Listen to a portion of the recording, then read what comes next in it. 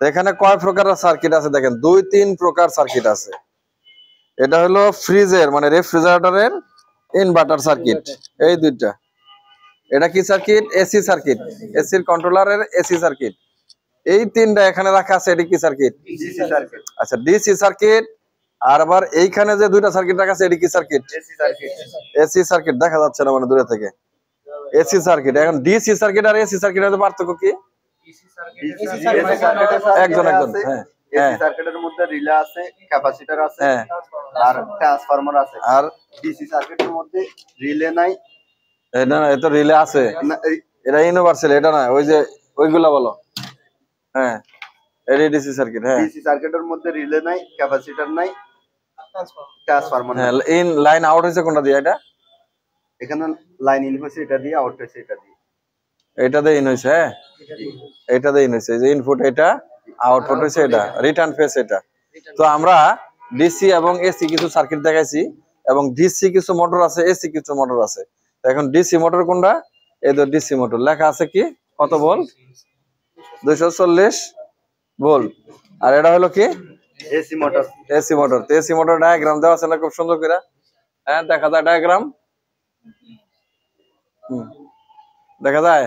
তোমরা কি ডায়াগ্রাম গুলো দেখছো? তো দেখো, ডিসি মোটরের শেপ গুলা কি ছোট ছোট, এসি মোটরের শেপ গুলা বড়। তো যখন ডিসি সার্কিট নষ্ট হয়ে যাবে তখন ডিসি সার্কিট পাওয়া যায় বাজারে, যখন এসি সার্কিট নষ্ট হয়ে যায় সেটার জন্য ইউনিভার্সাল সার্কিট পাওয়া যায় বাজারে। বুঝো তো নাকি? তো আমাদের সামনে একটা ডিসি সার্কিট আছে, আমরা ডিসি সার্কিট সম্পূর্ণ কানেকশন করে তোমাদের দেখাইতেছি। এইটা একটা ইউনিভার্সাল বা কিউডি ডিসি সার্কিট। এই যে এটার প্যাকেট হয়েছে ওইটা, দেখি নতুন প্যাকেটটা, এই যে, ঠিক আছে? এটা কিন্তু ডিসি লেখা আছে, এই যে ইউনিভার্সাল এসি কন্ট্রোলার সিস্টেম। এদিকে বড় করা আছে, এখানে বড় করা আছে, এই যে লেখা আছে universal AC controller system QD.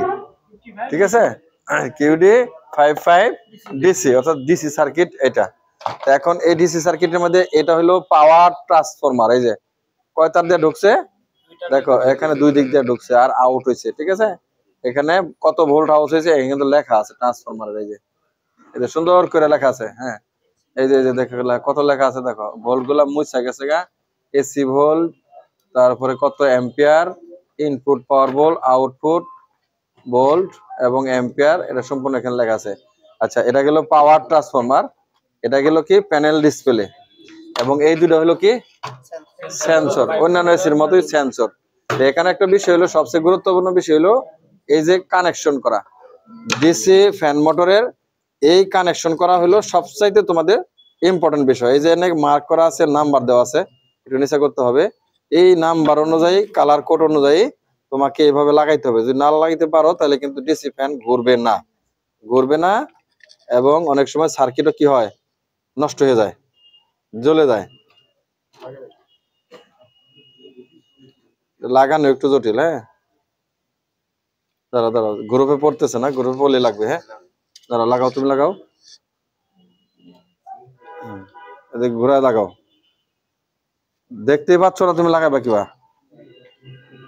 দাও আমার কাছে, দাও। হ্যাঁ, দাঁড়াও, ঠিক মতো লাগছে নাকি একটু দেখো। হ্যাঁ, লাগছে। এটা একটু হিসাব করে লাগাইতে হবে, কারণ এই যে কয়টা কালার তার দেখো, 1 2 3 4 5টা তারের কালার আছে, এবং কালার কোড গুলা এই যেখানে লেখা আছে, এই লেখা দেখে তোমাকে কিন্তু লাগাইতে হবে। একটা তারের লাইন উল্টা পাল্টা হলে মোটরটা কিন্তু ঘুরবে না। কি হবে, সার্কিটটাও নষ্ট হয়ে যেতে পারে, মোটরটাও নষ্ট হয়ে যেতে পারে। এই তারের কালারটা হ্যাঁ মোটা করে দেখা দাও, এই যে কালার কোড সুন্দর করে দেখানো আছে। এখন লাইন দিতে হবে আমাদের। তো এখানে হলো এই যে নিউট্রাল লাইন, এটা নিউট্রাল লাইন, এটা হলো ইনপুট লাইন।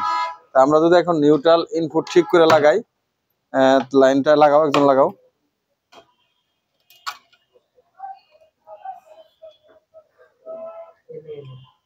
যে কোনো একটা লাগাইলে হবে। এখন লাগানো কিন্তু হয়ে গেছে, এখন কিন্তু মোটরটা লাগানোর সাথে সাথে ঘুরবে। আমরা লাইন দিয়ে দিই, ঘুরতেছে, ঠিক আছে? টেপ দিলে ঘুরতো, বুঝতো নাকি? ঘুরে, হ্যাঁ, দেখা যায়। আচ্ছা, ঠিক আছে।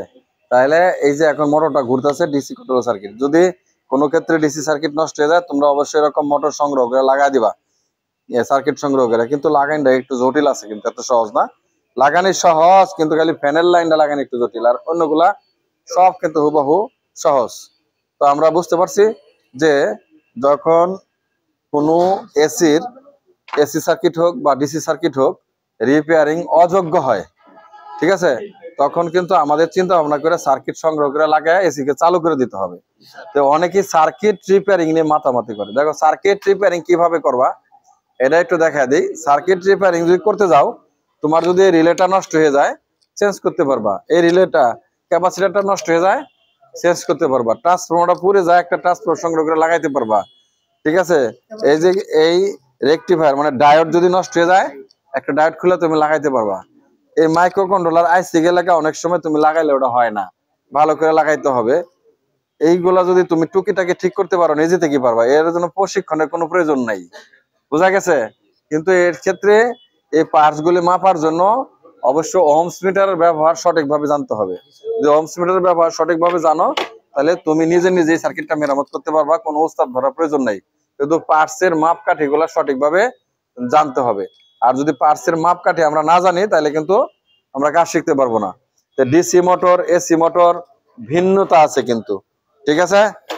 আচ্ছা তাহলে আমরা এই পর্যন্তই। আমরা বিকল্প সার্কিট এবং ডিসি সার্কিট এসি সার্কিট এবং চালায়া তাদেরকে সম্পূর্ণ আমরা দেখাই দিচ্ছি, সবাই বুঝতে পারছে। তো দর্শক ভিডিওটি পছন্দ হলে আমাদের চ্যানেলটি সাবস্ক্রাইব করবেন। আসসালামু আলাইকুম।